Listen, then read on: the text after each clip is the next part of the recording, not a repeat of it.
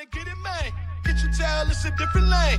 When you playing for the winning team, RP to Mr. Wayne's. Bang, bang, we gon' win the game. Court crank, hit you with your pain. I be spitting real, you be spitting backwash, yeah. So I'ma have to ask you all to back off. Hitters in my DMs try to hit me with the caps lock. Cause I'm always beastin' on the camera like the Sasquatch. Wait until I blow, y'all gon' see me blast off, yeah. And y'all gon' see in front like they ain't act hard.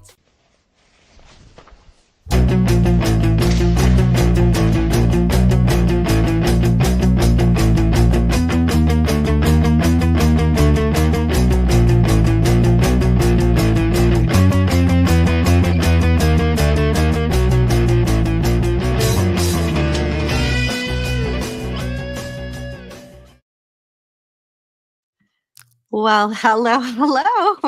Bruce, Hello. welcome. That was pretty cool. Thank you. What'd you think about that little Yeah. intro?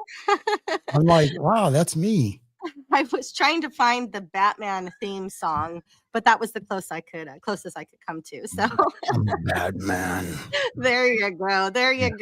No, that was cool. Well, welcome, Bruce. I am so glad that you are here. Thank you for everybody that has showed up. It looks like there's quite a few people in the chat already. Thank you guys for being here. It is so close to Christmas. I hope everybody's having a wonderful holiday. How are you doing, Bruce? How are you doing this holiday season? I am doing great. I made a peppermint cheesecake today. Ooh, that So sounds normally I do all the cooking for Christmas and Christmas Eve. And so, wow. yeah, I wanted to get at least the dessert done because tomorrow I've got quite a busy day of prep. Okay, so you are the chef. Now, does wife let you take over, or do you guys share the kitchen? No, she really doesn't like being in the kitchen. Really? Yeah. Wow.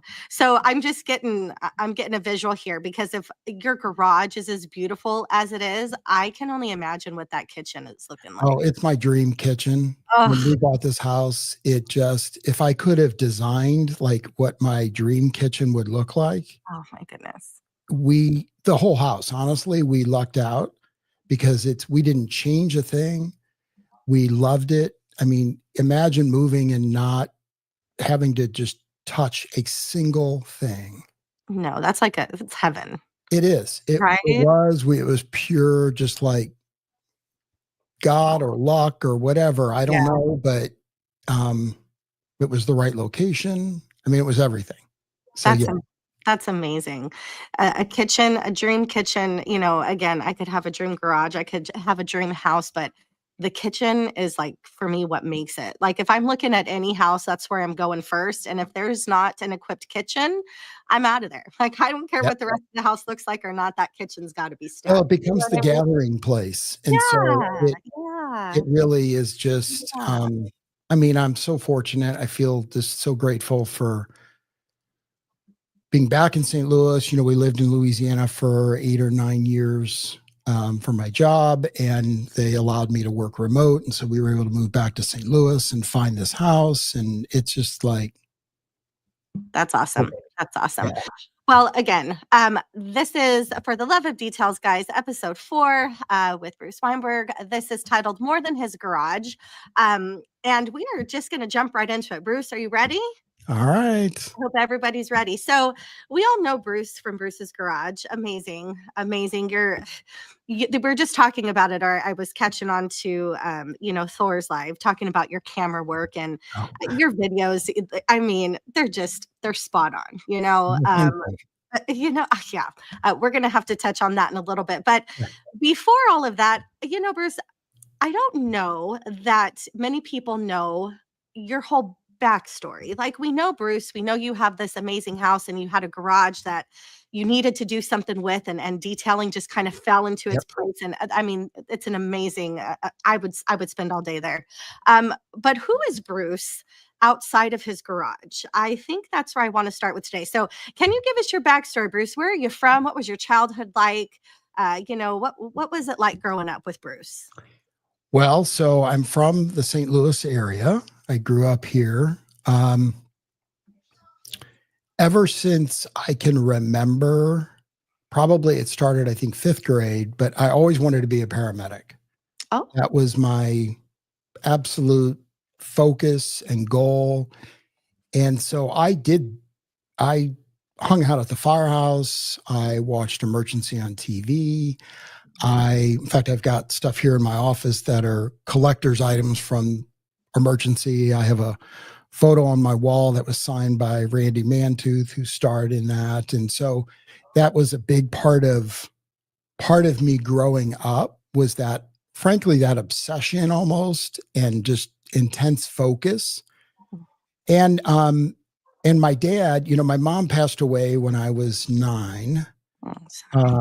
She had breast cancer, and so that was hard. But my dad raised me, and my dad was definitely somebody who just believed in you and never had a preconceived notion of what you should do or be. And it was just like, when I wanted to be a paramedic, his only thing was, just remember, there's a big world out there. Just go and do whatever it is you want to do. And so I got my EMT when I was 16, got my paramedic license when I was 18, and just focused on becoming a paramedic and living that life. I was an awful student in school.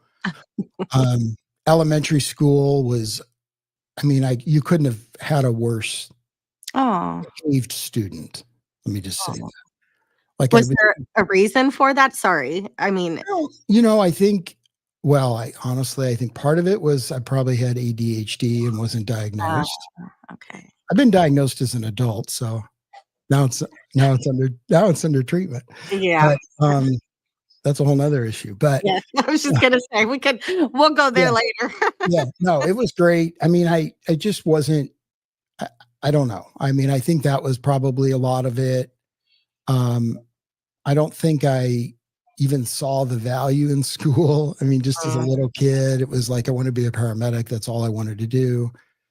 But junior high, again, I didn't really fit in. I think that was the other thing. And then high school, didn't really fit in, but I was on yearbook as a photographer. Oh, nice. And so that's when I really started photography. And I focused in high school on the things that, Franco, I wasn't chasing the girls, but the girls here's the thing though, Franco, was the girls would sometimes ask me for help with their photography in the darkroom. Oh. And literally that's all it was. But for a, 16-year-old boy, that was, that was all the hype right there. That was, hey, I'll stay, what pictures do you want me to develop for you? Like, you could definitely take advantage of me. Heck yeah. So anyway, that was, so high school, I focused being a paramedic, focused on science and things that when it made sense for what I wanted to do. And then, like I said, I was an EMT. Then I got my paramedic license. My dad said, look, you need to go to college. That was like, you can do whatever you want, but you have to go to college. I was like, okay. So I started in nursing school, and I had a semester of that and was like, okay, this isn't for me. Which is kind of funny because I work in nursing today, but I'm not a nurse. But okay. So I was, I just wouldn't. I could not. Nursing is extremely physically and mentally taxing. Oh, I can imagine. So I couldn't do it. I just couldn't do definitely the mental part of it. So then I started working in the fire department. And, I was volunteering, doing everything I could to get a job. And it was hard to get a job in the fire department. But finally I did, and went to the fire academy and did all that. And did that I left actually the fire department. I was a deputy chief and our chief medical officer in the district I worked in. I worked for a couple different districts. And then I started running a private ambulance service. And that's when I finally finished and got my bachelor's degree in healthcare management. And that was in Bloomington, Illinois. So we moved to Bloomington, Illinois and lived there for about 3.5 years. And then I moved back to St. Louis, and I ended up working for the city of St. Louis in the Department of Health and did that for a bit. And then I got into acute healthcare and worked for a healthcare system for 17 years here in St. Louis. Wow. And I did all sorts. My first job in the hospital system was special projects analyst. So I was just doing data analysis on physician practice patterns and cost. And so I did that. And then I started working in finance. Again, I'm not a finance person. But I had a degree, but I'm just not a finance person. Anyway, I did that. And Milwaukee's my next career, but if they don't sponsor you yet, I don't know. I don't know. Well, there's a lot of Milwaukee fanboys out there, so I have a lot. But when did I live in Bloomington? I don't remember. Was it early 90s? Maybe early 90s. So after that, basically worked in St. Louis for 17 years. Then I took a job. Actually, I was laid off after 17 years with one healthcare organization. Yeah. Wow. And, and I handled that well. I don't know how I had been on the other side of the table before. So, I knew what it was about. And I just was like, I just believed, think it will just work. I'll figure it out. And, it did. I worked for another healthcare system, the largest Catholic healthcare system in the country. And I got a job there, worked there for about year and a half. And then a former boss of mine asked me about a position in New Orleans with Ochsner Health. Okay. And so that's where I am today. And I've been there for 9 years. Okay. And and is this your forever home, you think, with this company? Look, I'm almost 61. So at some point. All right. What are you trying to say? Is that old or something, Bruce? I don't know if it's old or not, but it's at a time when I'm probably not going to switch jobs. And I actually love what I do. Good. I love the people that are on my team and the people I work with. And the fact that they've allowed me to live in St. Louis. And that is like the greatest gift. I travel back and forth periodically, every month or so. So I'll do whatever I have to do to make that work. Okay. But my team is the one that, they're on the ground, they're with the staff. So they make it work. And I'm grateful for just their commitment and support. And so I, through all of that, so again, that history of wanting to be a paramedic, doing that, loving it, really did, but wanting to do more and just get deeper into things and the photography. And, so I've been doing photography for years, but only got into videography this year. And that was actually what spawned me starting YouTube, because I wanted to learn video.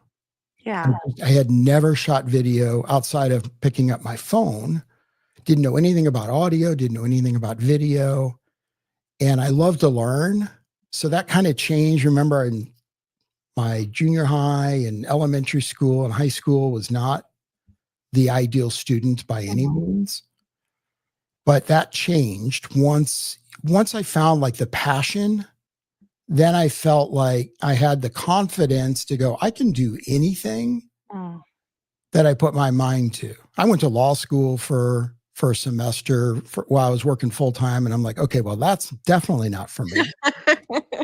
Because I had 2 small kids at that time. And I was just going to school 3 or 4 nights a week for 4 hours. working full time. And then on the weekends, of course, spending all weekend studying. So that just wasn't, Yeah. it Not wasn't for conducive me. to, yeah. But I learned to be a student and how to be a student. And I learned to love learning. That's awesome. And so to this day, I still absolutely just love learning new things. I don't like there's part of the process I don't like when you suck because you don't know what you're doing. Right. But that is part of the journey of learning. And I remind my team of that when I'm pushing them to do something quicker than they want. And I'm like, it's okay, you guys. Like, we're going to mess this up at times. We're not going to be perfect. We're going to learn as we go and we'll get better and we can do this. Yeah. And we do. And they do.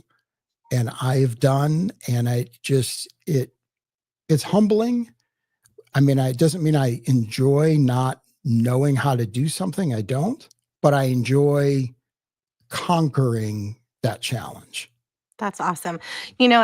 And as a teacher, I'm going to ask you this really quick because I often think about, my students. Obviously, I know that I have a ton of students who just, I don't know if it's that they don't have a love for learning, but things are hard for them, So my question to you is, did you have teachers? I mean, you didn't really enjoy school. You got in trouble a lot, things like this. Did you have any teachers that you felt were in your corner or teachers that tried to support you? Because that's something I always wonder, like, was there somebody in their corner and would that have made their schooling experience better? There absolutely was. Good. My 5th grade teacher, Mrs. Graves, Linda Graves, and I don't remember, I probably can't name any other teacher. Oh, that's so special though. So and I was thinking about, I don't know why I was thinking about this, but it stuck with me. I remember in 5th grade, like I remember these big windows in the classroom and we had these long, big, curtains that were really like thick, heavy curtains. And I remember, like, for some reason, sitting in the windows, like on the windowsill and having the curtains around me, and she let me. Oh. Like, she allowed me to kind of like learn in my own space in the way that would work for me, and you think about it in a public school, while every teacher might aspire to do that, and want to do that, you have a classroom to manage. You have a lot of people that have different learning styles. And so I don't know how she did it, but the freedom she gave me, I think, just maybe made me feel seen. Yeah. I was going through a lot because my mom had died and, I'm just like, my dad worked, he had his own business. So every day I came home to an empty house, by myself. And, it was challenging. Yeah. So, but yes, she absolutely made a difference. Well, that's great. That warms my heart. And I really love that. I'm going to connect with you on this level here too. I really love, and again, I'm sorry about your mom that, cancer sucks, man. F cancer. Yes. My mom had breast cancer as well. Praise God, she's a survivor, but it's always a scary thing, Right. to go back and, into that. But anyway, I wanted to connect with you on something that you said, though, because you were talking about your dad and how your dad has just been in your corner and was always supportive. And it didn't matter, what you said you wanted to do. You probably could have said, I want to be an astronaut and spend time on Saturn. And he would have been right there with you. And I really love that. So shout out to dads who are supportive. I have a dad who is the exact same way. And I think I mentioned this in a podcast before, like when I said I wanted to detail his truck and he was just like, what? Okay, whatever you say. You know what I mean? But that's amazing. Really quick, shout out to Humberto. I've heard in the chat here it is Humberto's birthday. So happy birthday to you. Happy birthday, Humberto. I don't know if we have any other Christmas babies in the house, but if so, let us know. Beck is here. We have about 49 people in the chat. Thank you guys, so many of you, for being here today. I know that we are so close to the holidays and people are busy, but I really appreciate you coming on. What I'm going to do actually is I'm going to go ahead and do our first giveaway, Bruce, if you don't mind. I'm going to do two $50 floor card giveaways, and then I'm actually going to do another $50 giveaway, but it will be after the show. So for the first giveaway, I'm going to ask chat a question, and actually this is just a Christmas trivia question. So let's see if anybody knows their Christmas trivia. So here we go. Elvis, you guys, isn't going to have a white Christmas. What color Christmas is Elvis going to have? Let's see if anybody knows their Elvis. Bruce, do you know this? I think. Yeah. Oh, do. I think I see it. Yeah. Firebird, you're absolutely right. Elvis is going to have a blue Christmas. Man, you were quick on that, Keith. All right. So if you will, Keith, if you will please message Jamie at thehouseofrags.com for your $50 gift card to Thor. Merry Christmas to you, Keith.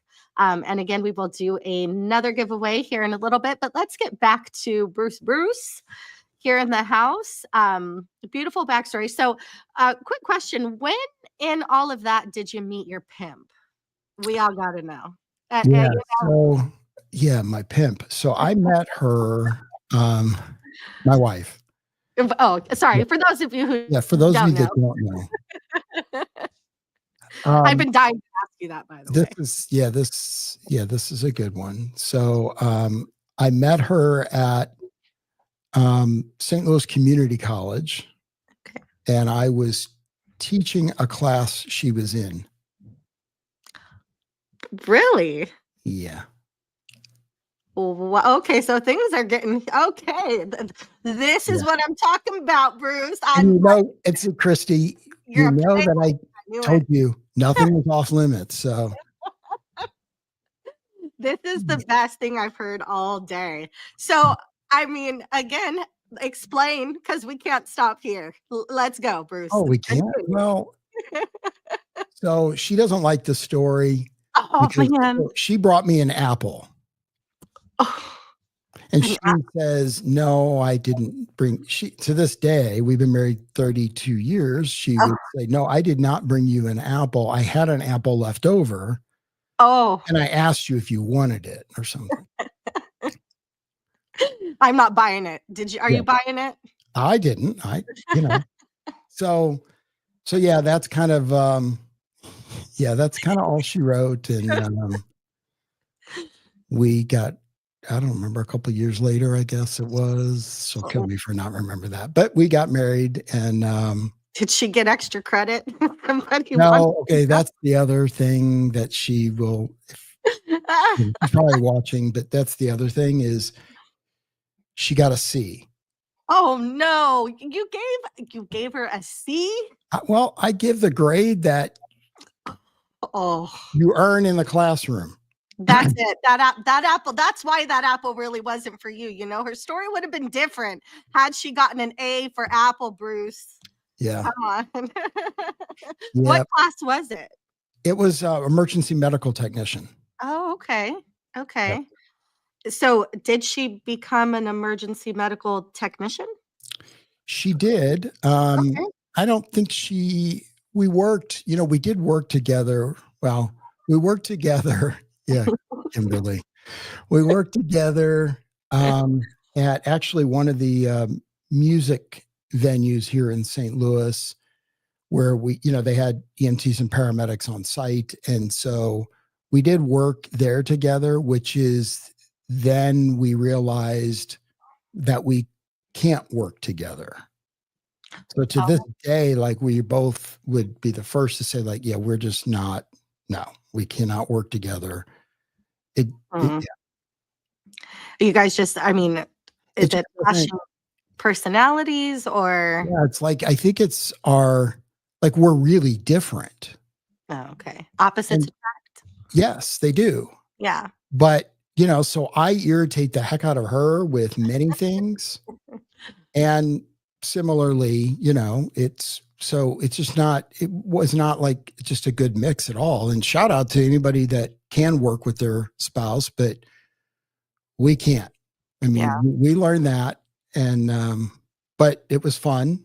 I mean, that's kind of what I think that was really the extent of it, that she worked in the field. And then of course I continued my career as a paramedic and firefighter and on from there. But Yeah. That's so that's how we met. That's awesome. So then this kind of leads into my next question then. So what does your family think about your garage and detailing obsession? At what point, I mean, had you already talked about this whole detailing thing before you found the perfect home and perfect garage, or did it literally just come up and what do your kids and your wife think about this, Bruce? Yeah, it was never really an obsession. I think it actually originated from my time in the fire department, just because Oh, we took such diligent care of our equipment and our firehouse. And so things were always kept in working order. They were always well organized. They were clean. And so we also took care of our cars that way because, the middle of winter in St. Louis, mm, we could just pull our cars in the nice big heated garage and detail them ourselves. We didn't call it detailing. I'm going to clean my car. I'm going to wash my car. And they were spotless. And so, fast forward then really to the house, the new house. And you've heard the story, I had this great garage. It already had a heater in it and, epoxy floor and all these great cabinets. And I was like, this is great space. It's a 3-car garage. We have 2 cars. It's like, there's plenty of space. And then I was like, I like keeping my car in good shape, although I hadn't been doing that in Louisiana, but I do like doing that. I just didn't have a good space. yeah. So that kind of just started it. And then, the kids and my wife also know me in terms of when I get into something, I don't do anything halfway. So hence even my video work or editing or audio or any of that, I don't do it halfway. Mm, I don't know how, yeah. nor do I want to. So when I'm all in, I am all in. Hey, Juicy. When Mm, I'm just all in. And so that's how I am. So that doesn't surprise any of them. wow. That's cool. And may I ask what it is that your kids do? Are they Yeah. near you? Do you guys, I mean, Yeah. is your So my family son lives in Madison, Wisconsin. He's actually here now. Oh, cool. And my daughter lives in Chicago. And my son works at the University of Wisconsin at Madison. And Sorry, I'm laughing at Franco's yeah, comment. Franco's always got He always something. got something to say, huh? Yeah, he does. Go ahead, Bruce. Sorry. It's awesome. And my daughter is actually a nanny / house manager for a wealthy family in Chicago. And she runs their house. And Awesome. I didn't know that you needed people to run your house or what that would be like. But she has, and what's so cool is she was always like really shy kid. Oh, And to see like now she is, she runs their life. Like I mean, just, it's complicated, when you've have a family and, and there's lots of people that work for them that she oversees. And, Now, it's do amazing. they take her on vacations, like family? She went to London this year and I knew it. That was one thing in college. It's funny you say that, you didn't know that that was needed, but when I was in college, I was in a sorority, and I don't know how many of my sisters did just that in the summer. They babysat for families, and they always got to go on these most elaborate vacations. And I used to be like, gosh, this is what I need, so I looked for a family. I unfortunately never found one that took me on any big trips, but darn it. I mean, that always just seems like, like, wow, that's pretty cool. Yeah, that's pretty cool. I mean, I give her a lot of credit and proud of both my kids. They both have master's degrees. They've just couldn't be more proud of the lives that they've chosen. And, they're 32 and 26 years of age. So I love it. Do they have kids? Do you have grandkids? No grandkids, no kids at this point, and they're off the payroll. So that's even better. Like that. Yeah. Awesome. That's what allowed me to buy camera equipment and, detailing stuff and the house and all that. I mean, we grew up in a pretty darn small house. That's awesome. So it's just, it's very different, as we mature and go through life, but it's really cool to see your kids grow up and achieve whatever it is. Again, give them the freedom, just like my dad did me, to do whatever it is they want to do. And, my daughter even said something to me once, like, I feel like I'm not using my master's degree. I'm like, oh, trust me, you are. Yeah. You are. No, you're not using your master's degree in public policy that specifically that relates to running this household, but you learn so many things through your college experience that you're leveraging that experience. And that's all that matters. Like, it's not, you don't have to use my education. I mean, I do have a master's in healthcare administration, which obviously I'm using, but I also have a master's in public policy. I don't do anything in public policy, but it gave me critical thinking skills. Yeah. It gave me research skills, gave me writing skills, speaking skills. So you leverage that, and so do whatever makes you happy. And if it's, like, I don't have other skills that I admire. Like, I've got that education, but I admire the people that come to our house that help me, like that put the plumbing in so I can have water in the garage. Like, I don't know how to do that. I could never do that. Yeah. But it's cool that the plumbers can do that and explain it to me, or the electricians, and I'm like, I respect them tremendously. Yeah. Because it takes all of us to make it work. There's nobody I don't believe any of us are any better or any lower or worse, or it's not about what you make. It's about what you do with what your talents are. And we all have talents. I love that. I love that, Bruce. I love that. Absolutely love that.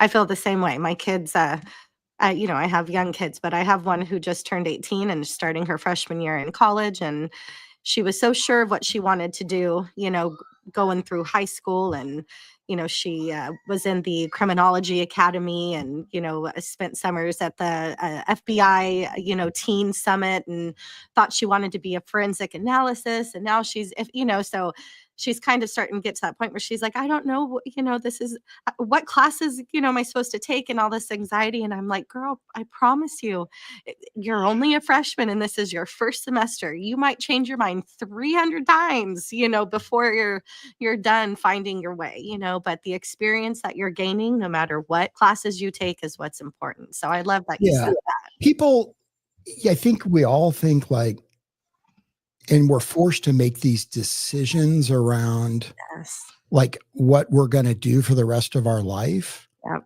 And so the only linear path that I ever had was when I said I wanted to be a paramedic, and I did all the things to get to be a paramedic. From that point forward, none of it was planned.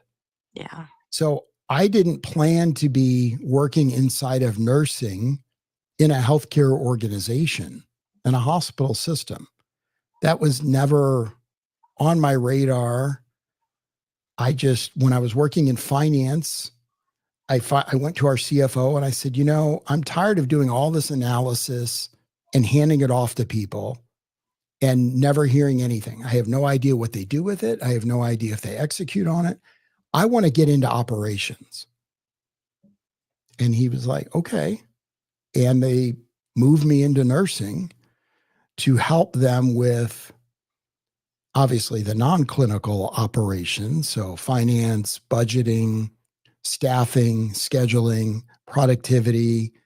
And so that's where I then immersed myself. So again, remember, I go deep into everything I want to understand. So I'm shadowing nurses. I'm spending time listening to them, learning from them. And, that opened up other doors. And to this point, I report to our chief nursing officer at Auctioner Health. We have 42,000 employees. Wow. And I'm still in nursing and I report to a chief nursing officer, and that's 20 some years later. Yeah. But I didn't plan any of that, it just,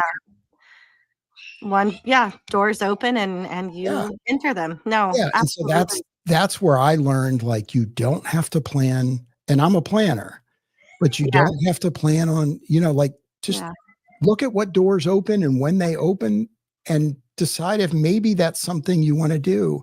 Yeah. And if it turns out that it's not, mark that down as now I know what I don't want to do. Yes. And that may open up another door that when you look back, that door may not have opened had you not taken that job that you turned out was not for you.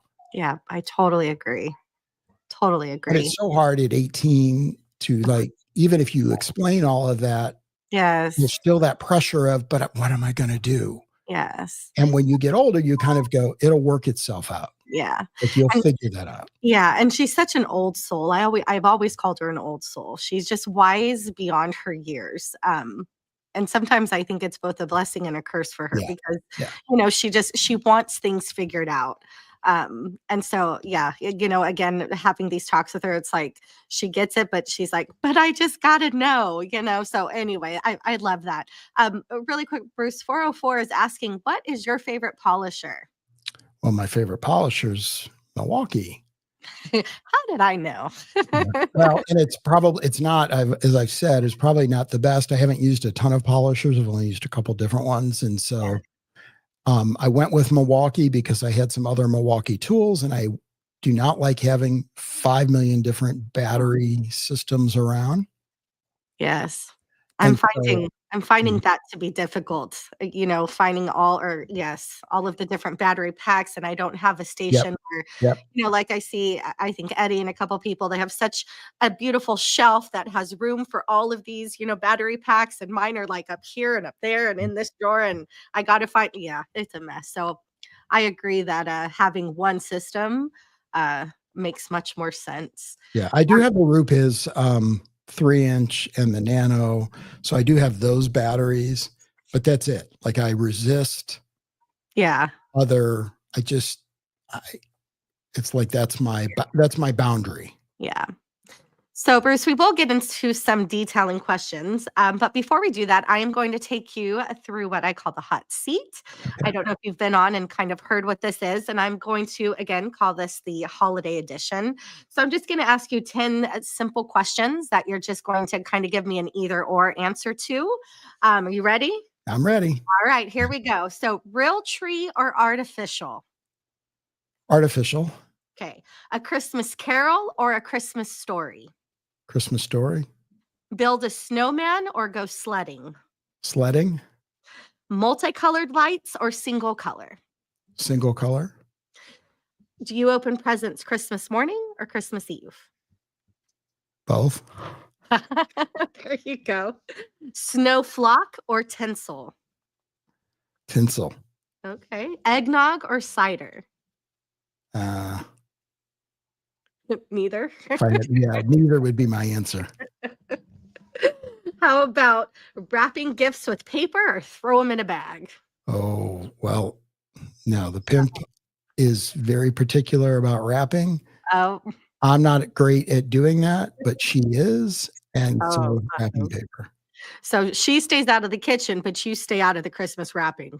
Yes, I stay That's out of the what crafting, the decorations, all of that. The house is decorated to the nth degree. So as I take in so for me, detailing and all those chemicals and focus, she's got in crafting. Nice. I love it. So let's see, Christmas roast or Christmas ham? Roast. And is that what you are cooking tomorrow, Bruce? Tomorrow night is prime rib. Ooh, that's what we're having on Christmas night too. My sister and her husband cook prime rib every year. So yum. I love it. All right, guys. Let's ask some detailing questions here. Let's get into it. So, Bruce, are there any tools or techniques you think are overhyped or unnecessary in this whole game we call detailing? And it may be my ignorance and just not completely understanding, but this whole 3 pH wash stuff, I don't quite, I get it scientifically, the concept, but to me, it's more like if I've got something really soiled, then I'm good with a pre-wash, and you could do, an alkaline pre-wash and let that soak and then do your thing. But yeah, sometimes I do think and this is where Ivan, I think, really excels in the simplification. Yeah. And that we tend to maybe overcomplicate it. And I think that overcomplication can be intimidating to people, as well as it can be enriching the vendors. That could be part of it too. So I just certain things I just haven't ever even had a desire. I don't want to dig into that. Yeah. Yeah. I feel like there's a place for it, but yeah, I don't know. I'm intrigued by it just because I think I'm intrigued more by the chemistry behind it. Yeah.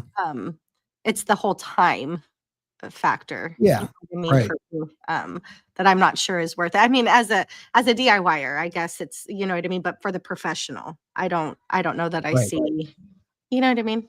But anyway, good answer. Good answer. How about this one? And I think you have gotten some certification, so I'd love to hear about it. So do you have any formal training? And what do you think certifications bring to the table for either a DIYer or a professional or just for yourself, Bruce?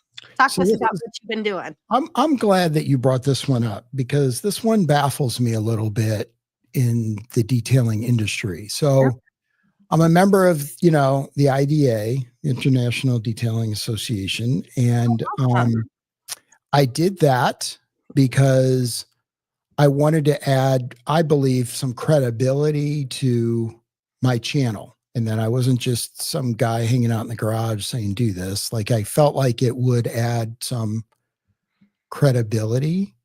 To my dismay, the detailing community, if I can lump it together, and so that's an unfair thing to lump everybody into that, but there is a portion of the detailing community who views the IDA and those certifications as a money grab by the IDA, not valuable, and that, those certifications don't mean anything. It doesn't make you a good detailer and blah, blah, blah. And the part that I struggle with, and this may be, again, coming from a place of in healthcare and specifically nursing, we incentivize and want our nurses to get additional specialty certifications. That is above and beyond what they have to do. They have their license to practice and to be a nurse. But, if you're caring for med-surg patients or critical care patients or ED or whatever specialty, there are specialty certifications. And you take a test to get that certification. And then you have to have continuing education through the life of that certification in order to maintain it. And that's the IDA, the model once you become a certified detailer, so you pass a test or 10 tests actually, and no, it doesn't make you a good detailer. And no, it doesn't necessarily make you a better nurse because you're certified.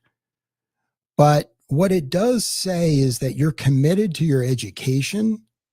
You're committed to that rigor. You're committed to validating your knowledge.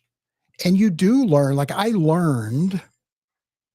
So it didn't make me a better detailer per se, but I learned because I was like, okay, well, if I'm going to take these tests, I'm going to pay a couple $100 or whatever it was to take the tests.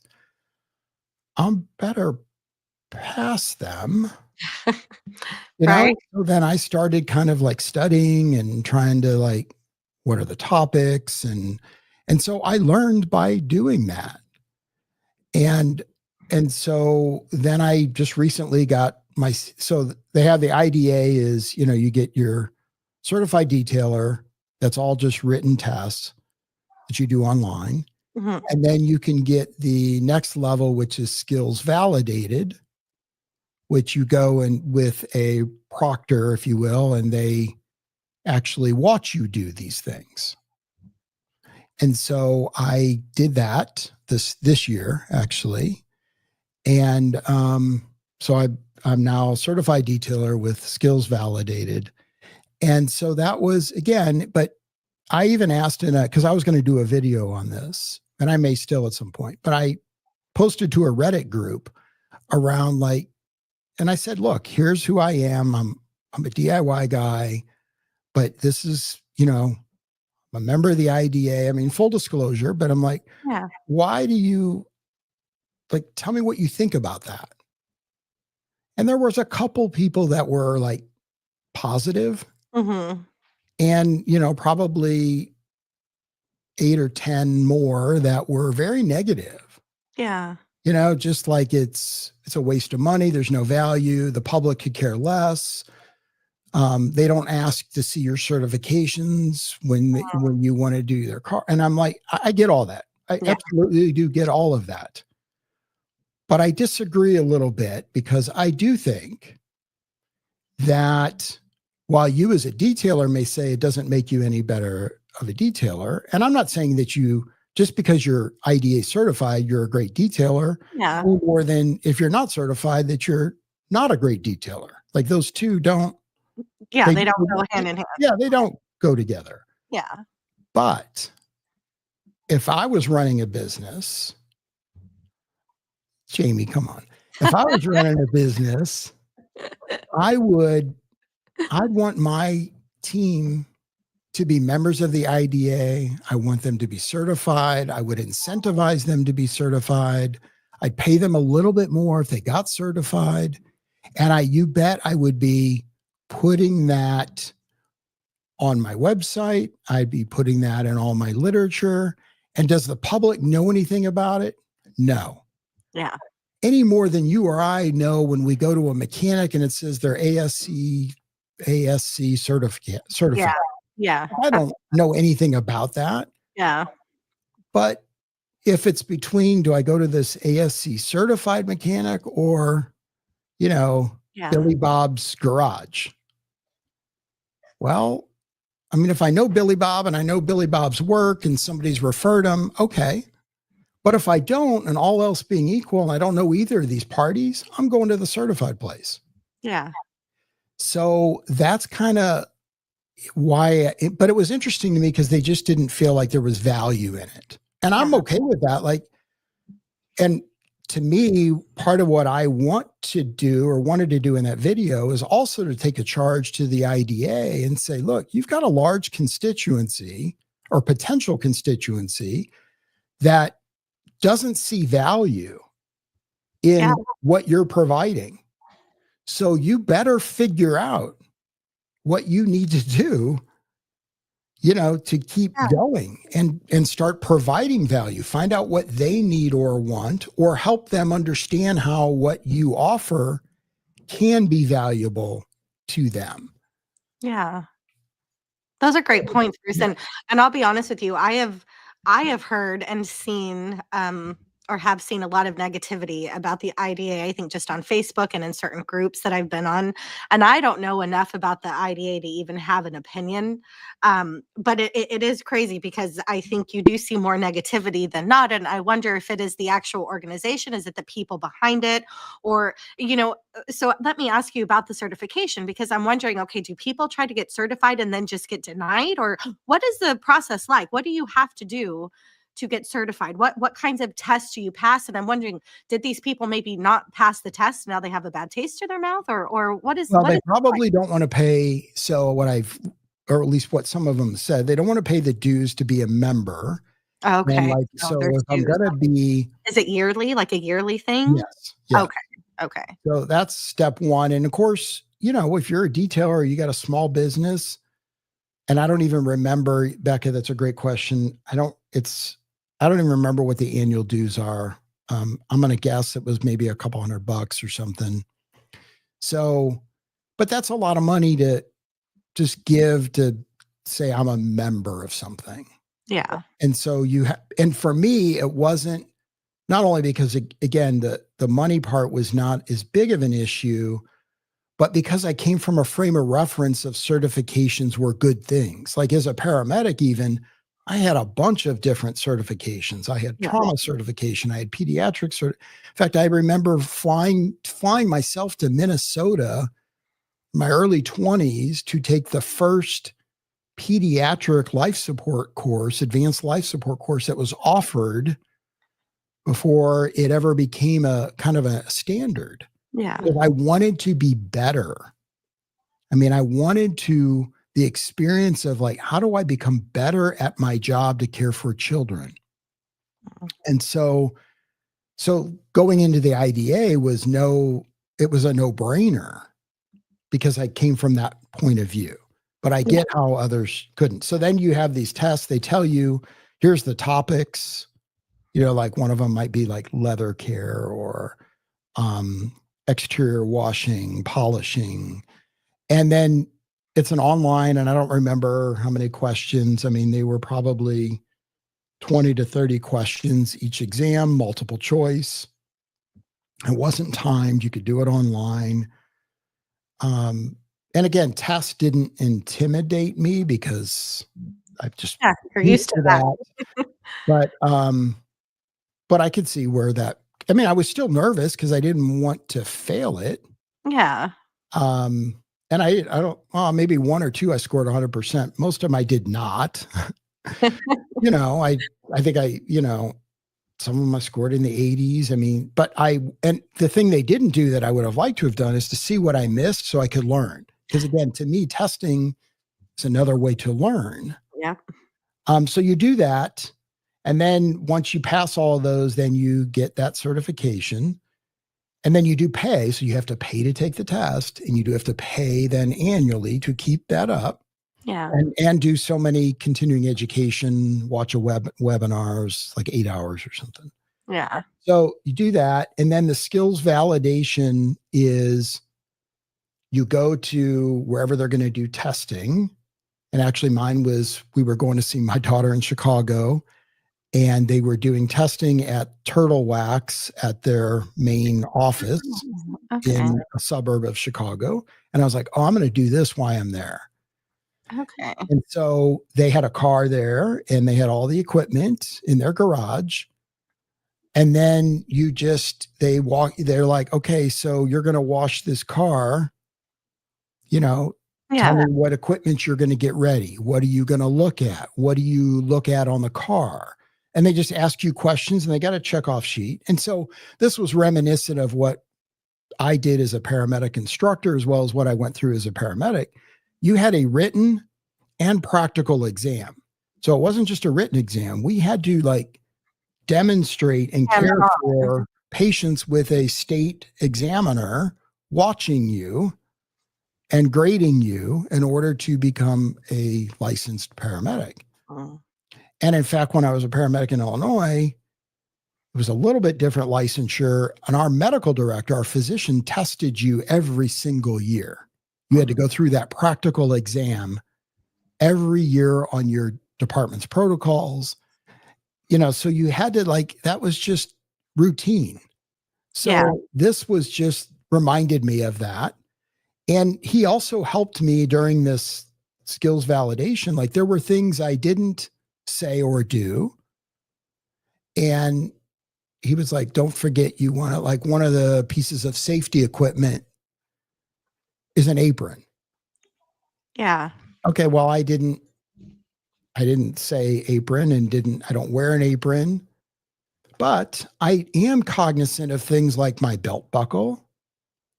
And I often will either wear a belt that doesn't have a metal buckle, or I will just have my shirt over the buckle. So if I'm leaning up against a car, I'm not damaging the car. Yeah, makes sense. But so you learn through all of that. And again, I didn't do it for anything other than I wanted to put it on my YouTube page to give some validation. And honestly, I wanted some validation for me. Like I did know what I was doing, because there's imposter syndrome, right? Like, who am I to tell people online how to detail? I'm not a detailer. We're all fake detailers in here. So, there's a part, but you can get in your own head and talk yourself out of doing anything. Yeah. Or you can get in your own head and talk yourself into doing something. Yeah. And so maybe this was part of my psychological thing to do it. Don, that's great. Thanks and Don's a great guy, by the way. So Don comments on my videos a lot. And Don actually came to St. Louis because he used to live here. We met, he came over. Nice. And it was really, really cool. He's also, I love aviation, and Don had his whole career in aviation. Oh, look at that. So my whole basement is decorated in aviation stuff. So Bruce, you're going to have to do a video and take us around your house, okay? Because things you keep saying, I'm like, dude, I need to go to Bruce's house. Like, party at Bruce's. Everybody jump on a plane, because it sounds like an amazing place. You do. We have fun. People, shout out in the chat if you want Bruce to do, if he will take us on a tour of his home. I want to see that aviation room. I want to see the kitchen, and I want to see that Christmas roast. I want to see how good of a cook. Oh, we'll see. Okay. We'll have to see. Yeah, my favorite Christmas cookie. So this year I have not baked, but a year or two ago I started taking up cookie decorating. Wow. So I have a whole cabinet of decorating supplies. Like, again, I jump into the deep end, Bruce, and you wouldn't believe all the stuff I have. And I got so frustrated because my first set of cookies didn't look perfect. It's so stupid. It's embarrassing to even kind of say but that's kind of the ridiculous expectations that I put on myself. But through that, I've grown and learned that that's not how you aren't born just great at something. You may have an affinity towards something, but it takes a lot of work. And so my cookies have gotten better, but if you really want to get good at anything, focus on it and practice and work through the suck.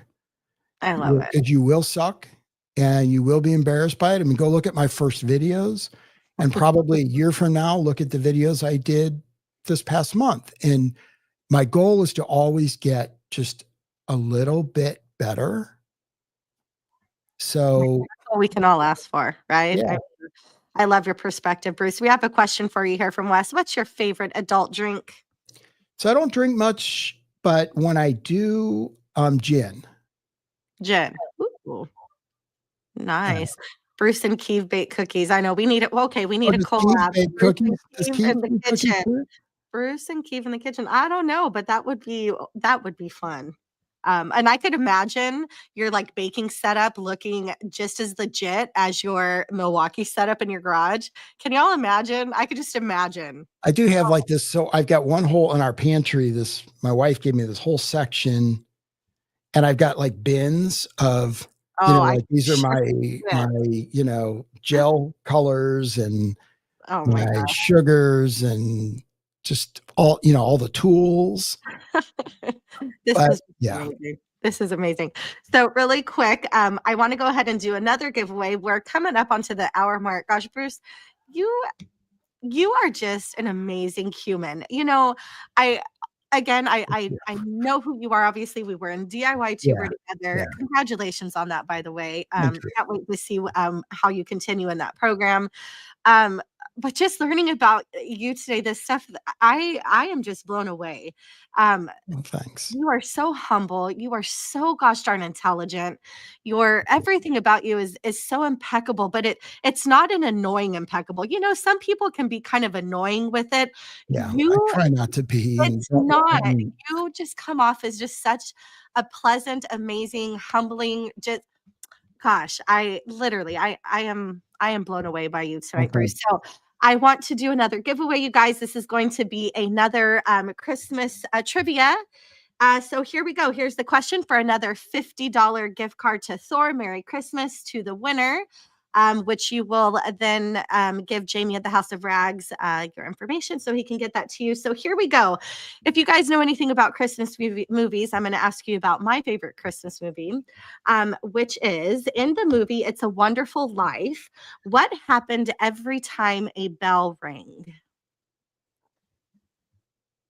Has anybody seen that movie? If not, I'm going to have to go for a different question. But in the movie, have you seen the movie, Bruce? It's a Wonderful Life? Yeah, but a long time ago. In a while. What And I'm happened? not a big Oh, oh, nope, I Buster. see the answer. Yeah, I do remember Is now. it oh, was it Keith again? Well, Keith, you can't win twice. So didn't Keith win the first time, I believe?